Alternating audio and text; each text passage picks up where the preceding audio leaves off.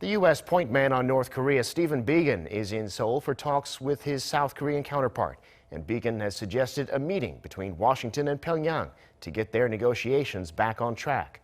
The U.S., he says, has no deadline. It will not give up on the talks, and it's time to get some work done. Kim Min-ji reports. U.S. Special Representative for North Korea Stephen Biegun says Washington will not give up on negotiations with Pyongyang. In a press conference following talks with his South Korean counterpart Lee Do-hoon on Monday, Biegun pointed out they haven't seen as much progress as they'd hoped, but that the door is open for dialogue.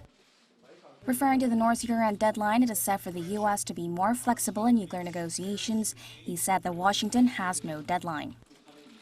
Let me be absolutely clear. The United States does not have a deadline.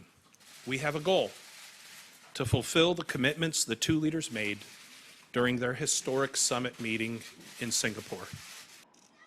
Biegun's visit to Seoul, his first in 4 months, comes just days after North Korea's announcement of another crucial test, raising concerns the regime could be readying for escalated provocations. Pyongyang has also been stepping up its insults against the U.S., demanding that Washington make a wise and courageous decision before the end of the year. Biegun said he's read all of the statements North Korean officials have written, calling them hostile, negative, and unnecessary, and noted that further provocations could be in the works.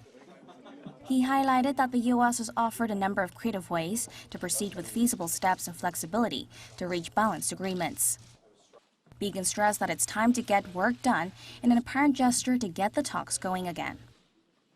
Let me speak directly to our counterparts in North Korea.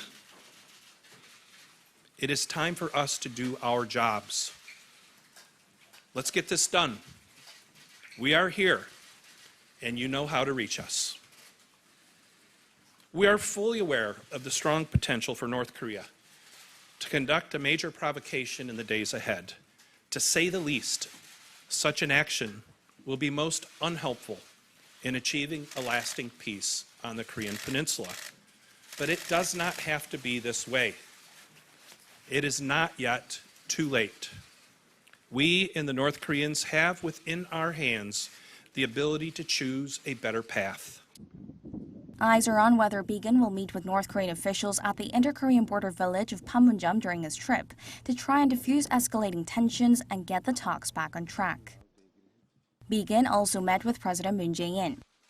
Moon called for continued efforts to advance the peace process, to which Biegun said that Washington is unchanged in its stance of wanting denuclearization and lasting peace on the peninsula through dialogue and negotiations.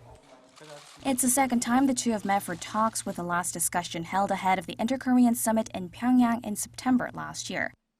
Kim Min-ji, Arirang News.